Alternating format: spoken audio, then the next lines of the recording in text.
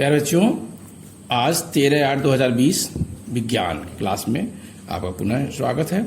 Chapter हम लोग का चल रहा है कार्बन तथा उसके यौगिक, और इसमें हम लोग पढ़े थे कार्बनिक यौगिक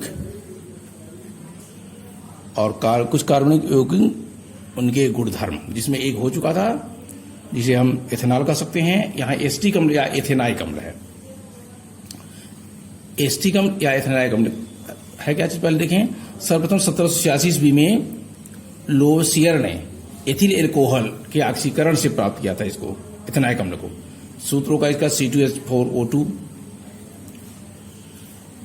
तो यहाँ इसका संरचनात्मक सूत्र है C2 एक CHC, H4 है 1 2 3, यहाँ 4 O2, या CH3COOH, ये इसका सूत्र है। ऐसा लिख सकते हैं या अणुसूत्र में इसको CH3COOH, ये संरचनात्मक सूत्र है। गुणधर्म में जिसे हम भौतिक गुण वाले कह सकते हैं, यह रंगहीन, तीव्र गंध वाला तथा संक्षारक द्रव्य है, संक्षारक द्रव है।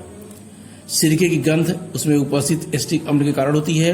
क्वथनांक 118 डिग्री सेंटीग्रेड तथा हिमांक 16.5 डिग्री सेंटीग्रेड पर जम जाता है। यह जल, एल्कोहल तथा ईथर में विलय है। ये हमारे भौतिक गुणधर्म है। अब एथेनाइक अम्ल का रासायनिक गुणधर्म, जिसमें कुछ रिएक्शन भी आते हैं। तो एस्टिक अम्ल में मेथिल जो CH3 समूह तथा कार्बोनिक अम्ल जिसमें COOH समूह उपस्थित है, मेथिल समूह के कारण हैलोजनीकरण अभिक्रिया प्रदर्शित करता है। मेथिल समूह के कारण हैलोजन में कौन कौन आएंगे, आप कहेंगे क्लोरीन, ब्रोमीन, आयोडीन, इनका अभिक्रिया हो सकता है। तथा शेष सभी अभिक्रियाएं कार्बोलिक या समूह भाग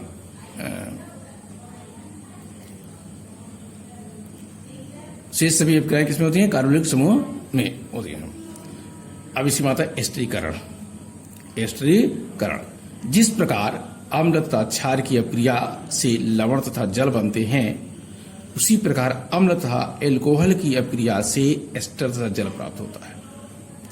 इस क्रिया को एस्टरीकरण कहते हैं। तो कहता है अम्ल तथा एल्कोहल की अभिक्रिया से एस्टर और जल बनते हैं, इस अभिक्रिया को एस्टरीकरण कहते हैं। फिर आता है कार्बोनिक अम्लों की एस्टरीकरण की क्रिया प्राय शांत सल्फ्यूरिक अम्ल की उत्प्रेरक की उपस्थिति में कराई जाती है। जो सल्फ्यूरिक अम्ल है कंसंट्रेट सल्फ्यूरिक अम्ल है, वो उसमें उत्प्रेरक का कार्य करता है, अभिक्रिया में भाग नहीं लेता। तो एस्टिक अम्ल CH3COOH, एथिल एल्कोहल C2H5OH अभिक्रिया कराएंगे तो शांत सल्फ्यूरिक अम्ल की उत्प्रेरक के रूप में।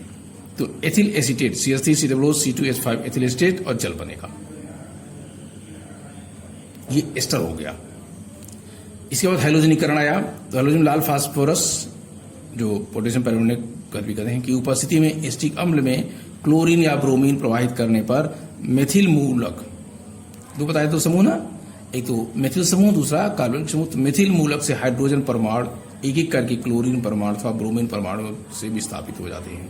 जो हाइड्रोजन के परमाणु हैं एक एक करके क्लोरीन से अभिक्रिया कराएं या ब्रोमीन से कराएं, वो धीरे धीरे विस्थापित रहते हैं। देखिए इसमें आया है CH3COOH, अर्थात एस्टिक अम्ल क्लोरीन से अभिक्रिया किया है, लाल फास्फोरस जो उत्प्रेरक के रूप में है, तो बनाया है CH2ClCOOH, मोनोक्लोरो एस्टिक अम्ल, और हाइड्रोक्लोरिक HCl निकल गया। दूसरा ही मोनोक्लोरो एस्टिक अम्ल CH2ClCOOH और क्लोरीन से अभिक्रिया कराया, उत्प्रेरक वही है लाल फास्फोरस, तो इसको बनाया डाइक्लोरो एस्टिक अम्ल CHCl2COOH। डाई कहा गया ना, डाई माने दो आते हैं, तो क्लोरीन दो हो गए, तो डाइक्लोरो एस्टिक अम्ल और हाइड्रोक्लोरिक अम्ल। फिर डाइक्लोरो एस्टिक अम्ल क्लोरीन से अभिक्रिया कराया है, तो ट्राइक्लोरो एस्टिक अम्ल आ गया। तो CCl3COOH और हाइड्रोक्लोरिक अम्ल ये हमारे बने हुए हैं। इसके बाद हमारे पास आते हैं क्षारकों के साथ अभिक्रिया। जो एथेनाइक अम्ल है क्षारकों के साथ, तो खनिज अम्ल की भांति एथेनाइक अम्ल सोडियम हाइड्रोक्साइड जैसे क्षारकों से अभिक्रिया करके लवण तथा जल बनाते हैं। अब लवण में सोडियम एथोनेट या सोडियम एसीटेट का गया बनाते हैं। तो बना देखिए आपका CH3COOH एस्टिक अम्ल हो गया, सोडियम हाइड्रोक्साइड से अपक्रिया किया तो CH3COONA बनाया और जल बनाया। दूसरा आता है अगला इसका कार्बोनेट एवं हाइड्रोजन कार्बोनेट के साथ क्रिया। तो एथेनाइक अम्ल कार्बोनेट एवं हाइड्रोजन कार्बोनेट के साथ अपक्रिया करके लवण, कार्बन डाइऑक्साइड एवं जल बनाते हैं, 3 चीज बनाते हैं। उनके लवण बनाएंगे, कार्बन डाइऑक्साइड गैस बनाएंगे और जल बनाएंगे। तो देखिए CH3COOH जो आपका अम्ल का है एथिल अल्कोहल है एथेनाइक अम्ल, तो अपक्रिया किया इसमें किसी अपक्रिया किया Na2CO3 सोडियम बाइकार्बोनेट से अपक्रिया किया। तो क्या बनाया CH3COONA, कार्बन डाइऑक्साइड गैस, जल, इसके 2 अणु बनाए, क्योंकि इसको जब लास्ट में लिखेंगे तो समीकरण को संतुलित करना पड़ेगा। और ये तो था। अब है sodium bicarbonate, sodium hydrogen carbonate कह सकते हैं। CH3COOH सूत्रों का इनका सोडियम हाइड्रोजन कार्बोनेट हो गया, तो बनाया CH3COONA, कार्बन डाइऑक्साइड और जल, ये अपक्रिया आएगा। तो कार्बोनेट से अलग हो गया और हाइड्रोजन कार्बोनेट से अलग हो गया। तो अब कार्बन के साथ इस सोडियम का भी यूज किया गया है।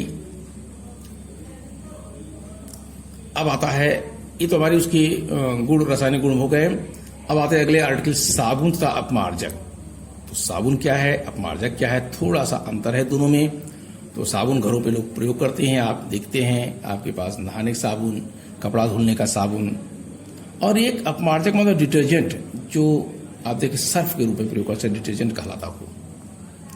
तो साबुन है क्या चीज, ये देखिए परिभाषा, कभी कभी 1 नंबर में परिभाषा पूछ रहे साबुन क्या है, साबुनीकरण क्या है, दोनों में थोड़ा अंतर है। तो साबुन है उच्च अणुभार वाले मोनोकार्बोनिक अम्लों के सोडियम एवं पोटेशियम लवण साबुन कहलाते हैं।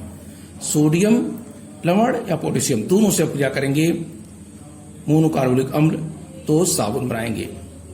तो साबुन की परिभाषा ये बन गई कि साबुन क्या है, उच्च अणुभार वाले मोनोकार्बोनिक अम्ल के सोडियम तथा पोटेशियम लवण साबुन कहलाते हैं। तेलों एवं वसाओं के तनु NaOH, ये सोडियम हाइड्रोक्साइड है, और ये पोटेशियम KOH, पोटेशियम हाइड्रोक्साइड द्वारा जल अपघटन से प्राप्त होते हैं।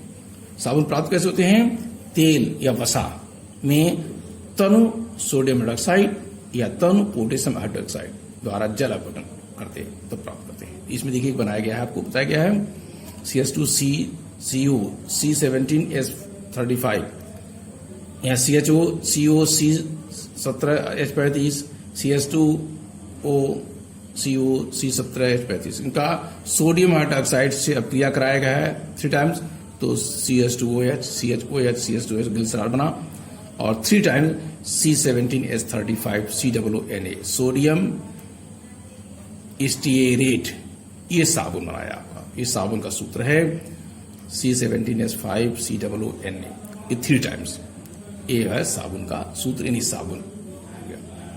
तो साबुन अलग है और साबुनीकरण अलग है।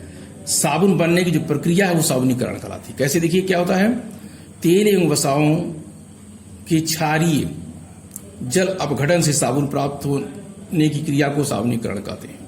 तो तेल एवं वसा, इसमें भी ये तेल एवं वसा का उच्च अणुभार वाले हैं।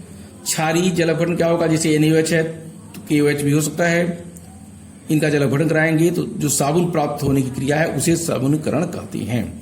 अथवा दूसरा भी हो सकता है एस्टरों के क्षारीय जल अपघटन की क्रिया साबुनीकरण कहलाती है। जो एस्टर बन जाते हैं उनका जो क्षारीय जल अपघटन की क्रिया है वो भी साबुनीकरण कहलाती है।